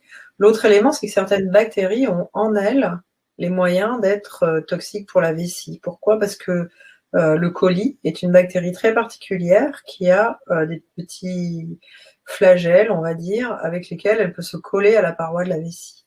Et donc, cette bactérie est capable même d'induire une réaction sur la paroi de la vessie et de même se glisser dans la paroi de la vessie. Donc, en fait, ces bactéries sont à la fois plus dangereuses pour la vessie parce qu'elles peuvent s'accrocher aux parois de la vessie et donc donner une inflammation locale et une infection. On peut avoir des rechutes parce que la bactérie peut rester dans la paroi de la vessie et redonner une infection à la fin des antibiotiques. Donc le coli est une bactérie très particulière qui est le plus souvent rencontrée dans les infections urinaires pour toutes ces raisons. Alors maintenant, est-ce qu'on guérit d'une cystite? Bien sûr que oui, on guérit d'une cystite, mais si on en fait souvent, on guérit grâce aux antibiotiques qu'il faut pouvoir manier correctement, c'est-à-dire qu'aujourd'hui, c'est très important d'avoir affaire à une stratégie qui consiste à utiliser les antibiotiques qui ont un spectre le moins large possible, c'est-à-dire un antibiotique qui peut agir sur une catégorie très étroite de bactéries ou sur toutes les bactéries. Alors, s'il agit sur toutes les bactéries de votre microbiote, il va détruire à peu près toute la flore digestive et on ne sait pas ce qui va venir à la place. Donc, ce qu'on veut, c'est utiliser l'antibiotique qui va être efficace sur le germe qui vous embête, celui qui vous donne la cystite, mais en essayant, si possible, de ne pas détruire tout le microbiote avec un antibiotique qui serait beaucoup trop puissant, beaucoup trop large, parce qu'à ce moment-là, il y a un double problème. Il y a le problème de qu'est-ce qui va se passer avec votre microbiote après, une fois que vous l'avez complètement détruit. Et le deuxième problème, c'est que souvent, on va induire des résistances aux antibiotiques. Et la prochaine fois que vous aurez une infection urinaire, on ne pourra plus utiliser tel ou tel antibiotique parce que les bactéries se sont sensibilisées et sont capables de répondre, de résister à cet antibiotique. Et donc la problématique de la résistance aux antibiotiques, elle est majeure dans le monde parce que, comme vous le savez, on ne découvre pas des nouveaux antibiotiques tous les jours. Et donc, les antibiotiques que l'on a, il se trouve maintenant des situations pour lesquelles certains patients sont dans des situations où ils ont des infections sévères avec des antibiotiques pour lesquels on n'a plus beaucoup avec des bactéries pour lesquelles on n'a plus beaucoup d'antibiotiques qui marchent. Et donc ça, c'est vraiment oublié qu'à une époque pas si lointaine, quand on n'avait pas du tout d'antibiotiques, on mourait de maladies bactériennes.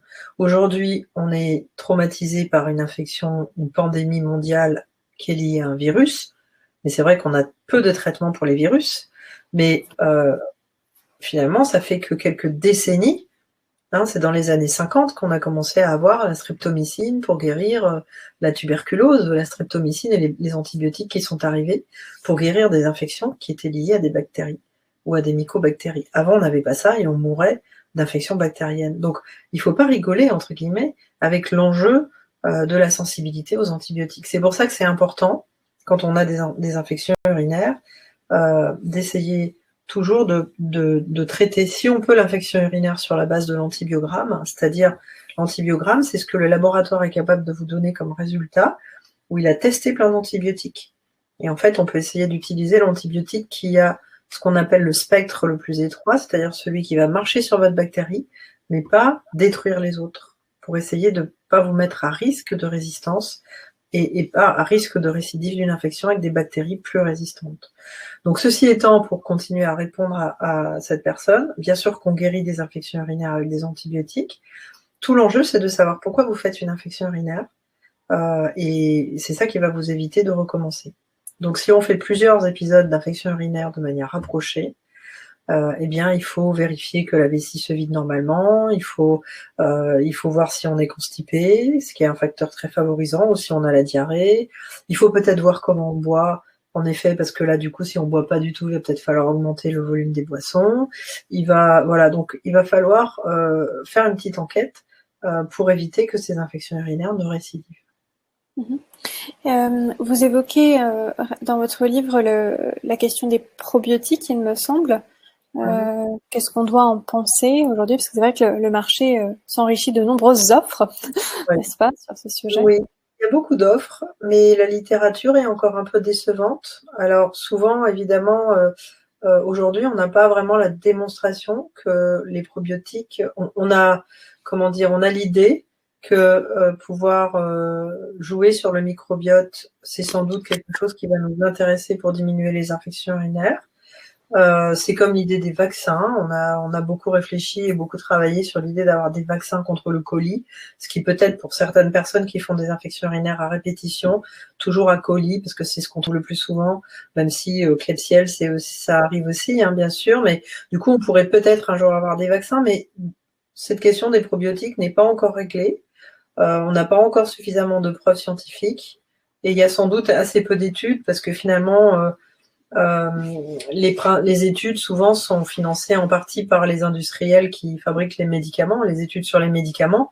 Et là, quand on s'adresse aux probiotiques, ce sont souvent des laboratoires qui n'ont pas les moyens, qui sont pas des laboratoires de l'industrie pharmaceutique ou qui mettent pas les moyens.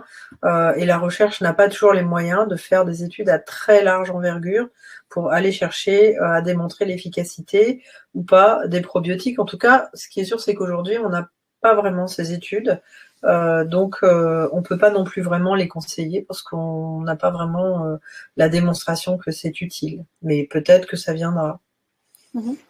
Merci. Alors, est-ce que les mycoses vaginales sont dangereuses pour les reins? Est-ce qu'elles peuvent dégénérer en infection urinaire? Alors, dangereuses pour les reins, non, c'est sûr que non.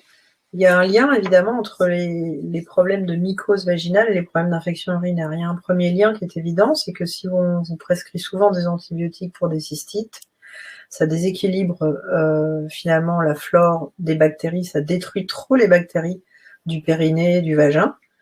C'est pas ce qu'on veut, l'antibiotique il n'est pas là pour détruire les bactéries qui sont du vagin, mais ça détruit la flore qui est dans le vagin.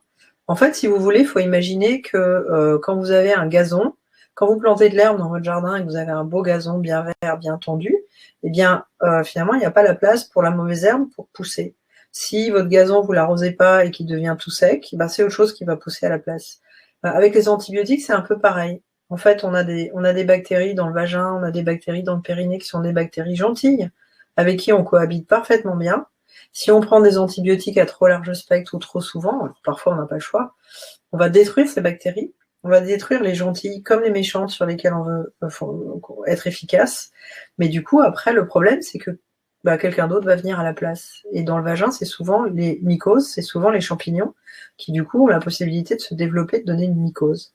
Donc, le lien entre les infections urinaires et les mycoses vaginales, il passe souvent soit par un déséquilibre hormonal. Il y a certaines périodes de la vie, quand on débute un traitement hormonal de contraceptif, quand on est dans la période de la ménopause ou de la périménopause et qu'on a des changements hormonaux. Ça aussi, ce sont des facteurs très importants qui peuvent jouer sur les flores bactériennes, sur l'équilibre bactérien, sur les mycoses. Mais souvent, le lien entre la mycose et l'infection urinaire, c'est plutôt par l'intermédiaire du traitement antibiotique. Merci. Une personne me dit, enfin, j'ai eu plusieurs fois la question de la détox. On détoxifie bien le foie. Est-ce qu'on peut détoxifier les reins? Est-ce qu'on peut détoxifier les reins? Alors, c'est sans doute pas des choses qui sont vraiment démontrées comme ça, en tout cas pas dans la littérature médicale. Non, en fait, on peut pas. Enfin, détoxifier les reins, ce serait faire en sorte qu'on puisse éliminer. En fait, non, les reins, on les détoxifie pas vraiment. Ce qu'on fait, c'est que si on boit et qu'on élimine et qu'on vide sa vessie, on élimine des urines et on élimine des choses dont le corps n'a plus besoin. Mais en fait, les reins sont pas un lieu d'accumulation de toxiques. Si les reins fonctionnent pas, on accumule des toxines et des produits toxiques pour l'organisme, mais on les accumule pas que dans les reins. C'est-à-dire que on a l'idée que si les reins marchent pas bien, on va plus pouvoir éliminer un certain nombre de produits du métabolisme du corps, en particulier par exemple l'urée, qui est un produit du métabolisme des protéines. Quand vous mangez des protéines, à la fin, vous avez besoin d'éliminer dans les urines de l'urée, qui est, une fois qu'on a utilisé dans les protéines ce dont on avait besoin, on va éliminer de l'urée. Et évidemment, si les reins marchent plus, on va plus éliminer l'urée, et donc on va garder l'urée dans le sang et on va avoir trop d'urée dans le sang. Mais ça a des conséquences évidemment d'avoir trop d'urée dans le sang. Ça donne des symptômes et ça a des conséquences. Mais ce ne sont pas les reins qui souffrent, ce ne sont pas les seuls à souffrir de l'urée. C'est tout l'organisme en fait qui souffre de garder ces toxines urémiques et de garder ces produits que le rein ne peut pas éliminer.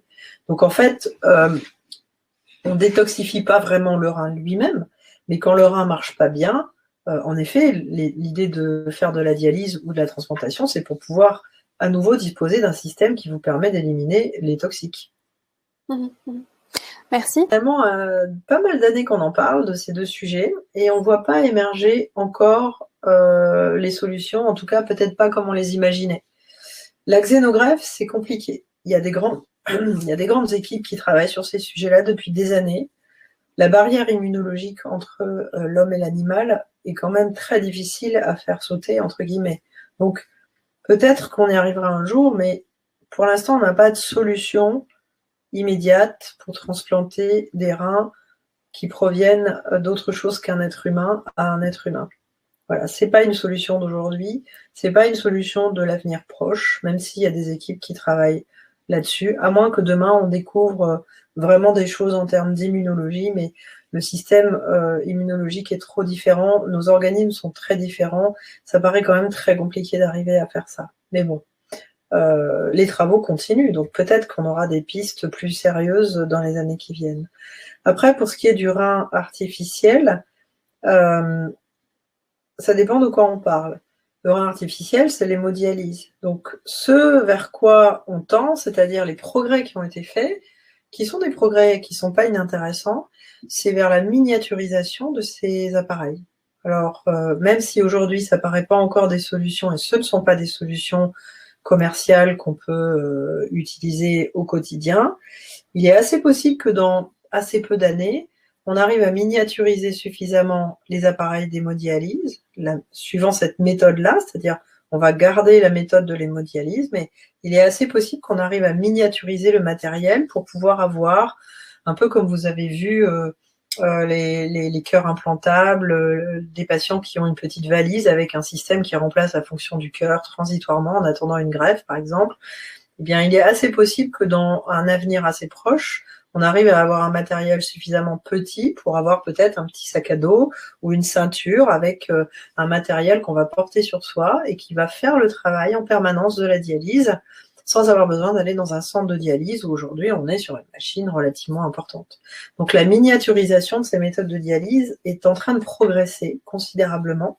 Et peut-être que dans assez peu d'années, on aura quand même des solutions assez intéressantes pour pouvoir faire de la dialyse portable, on va dire, d'avoir un matériel sur soi, qu'on puisse porter tout le temps, et qui nous permettent de faire de la dialyse en permanence avec un matériel tout petit. Voilà. Mais on n'aura pas vraiment innové sur la méthode, c'est-à-dire que ce qui est plus compliqué à trouver, c'est finalement à trouver quelque chose de mieux que ce système du filtre et du rein artificiel qu'on a déjà découvert depuis les années 60 et qu'on utilise depuis les années 60 dans les centres de dialyse avec la méthode de l'hémodialyse ou même de la dialyse péritonéale.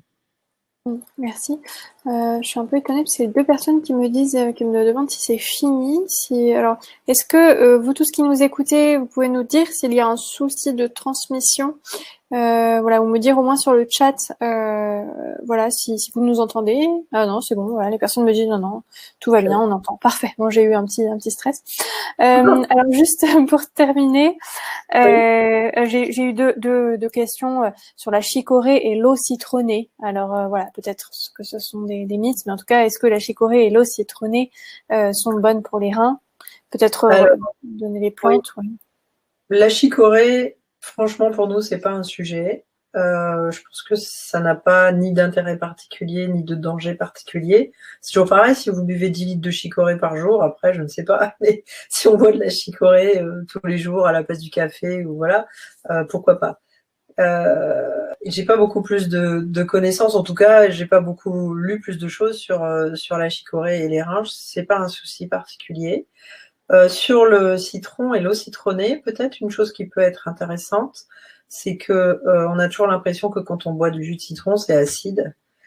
Et en fait, il faut savoir que quand on boit de l'eau citronnée ou quand on boit du citron, du jus de citron, ça rend vos urines plus alcalines. Donc ça fait l'inverse de ce que vous pensez. Et ça peut avoir un rôle important à jouer parce que dans les calculs rénaux, on a parfois intérêt à faire en sorte qu'il y ait moins d'acidité dans les urines ou plus d'acidité dans les urines parce que ça peut jouer sur la fabrication des calculs. Et pareil, dans les infections urinaires, on n'a pas intérêt à ce que les urines soient trop alcalines. Ça favorise plutôt les infections urinaires. Donc si vous buvez trop de jus de citron et que vous faites beaucoup de cystite, il vaut mieux passer à autre chose. Parce que peut-être que l'alcalinisation des urines induite par le jus de citron est un petit cofacteur qui va favoriser les infections urinaires. Merci. Oui, une personne me dit effectivement, j'avais aussi posé la question thé vert plus guarana. Bon, après on va s'arrêter là parce que je pense qu'on pourrait tout faire, mais de plein de choses. Le thé vert, c'est comme le thé, donc ça n'a pas de toxicité particulière pour les reins, et le guarana, à ma connaissance, non plus. Encore une fois, c'est toujours pareil, la consommation raisonnable, normale, occasionnelle ou même régulière d'un certain nombre de produits. Après, si on consomme des tonnes de guarana, je ne sais pas ce qui peut se passer, mais c'est pas un produit toxique pour les reins en tout cas, et le thé vert non plus. Merci. Bon, voilà, je pense qu'effectivement nous avons fait le tour des questions. J'avais eu une question sur est-ce que l'insuline en grande quantité peut être toxique pour les reins. Peut-être une personne diabétique qui. Non, l'insuline en soi, le risque de l'insuline, si on en a trop, c'est de faire une hypoglycémie, puisque c'est ce à quoi ça sert. Mais en pratique, à ma connaissance, ça n'a pas de toxicité sur les reins en particulier. Merci. Bon voilà, merci vraiment beaucoup pour toutes ces informations. Il y en a encore beaucoup dans le livre, notamment vous parlez des cranberries, vous parlez, voilà, je me souviens d'avoir pu lire ça avec plaisir. J'insiste vraiment sur le fait que ce livre est vraiment très agréable à lire. Je vous le disais tout à l'heure quand on était encore que toutes les deux, mais j'ai été vraiment étonnée par le ton enjoué en fait qu'on n'a pas forcément l'habitude de rencontrer dans ce type de livre. Voilà, d'ailleurs je vous ai laissé un petit commentaire, mais c'est vraiment voilà. En tout cas personnellement j'ai beaucoup apprécié ce livre. En tout cas voilà, pour ceux qui n'étaient pas familiers de ce système de webinaire, sachez que le webinaire est enregistré. Donc dès ce soir, normalement, hein, vous pourrez, pour ceux qui ont raté le début par exemple, revoir les 30 premières minutes où le professeur donc Isnarbani nous a expliqué en fait le rein. Donc voilà, dès ce soir, vous pourrez vous connecter sur le site du Rocher, rubrique webinaire, je vais vous donner le lien tout de suite, avec votre adresse mail d'inscription. Et puis, en fait, vous pourrez revoir le webinaire. Montrez-le à vos amis éventuellement. Donc, voilà. Donc, un petit aperçu de ce qui nous attend. La semaine prochaine, je vois avec Nathalie Lévy la question de la transmission intergénérationnelle et de la solidarité. Elle va nous témoigner de comment elle a pu accompagner sa grand-mère dans ses jours, dans ses vieux jours. Voilà, nous aurons ensuite une pause jusqu'au 12 janvier où là nous voyons donc Patrick Poivre d'Arvor sur la Bretagne.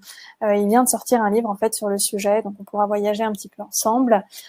Et puis, nous aurons un nouveau webinaire santé qui est donc avec le professeur Joyeux le 19 janvier, donc organisé par les éditions du Rocher, sur les défenses immunitaires du corps. Voilà, on a encore pas mal programmé, mais n'hésitez pas à aller voir sur le site des éditions du Rocher. Pour la Saint-Valentin, on en fera un sur le savoir-vivre amoureux, les secrets des couples qui durent, avec une personne spécialisée sur le sujet. Donc voilà. Eh bien, merci professeur, je vous souhaite une très bonne soirée. Et merci à tous ceux qui nous ont suivis. Voilà. À bientôt. À bientôt.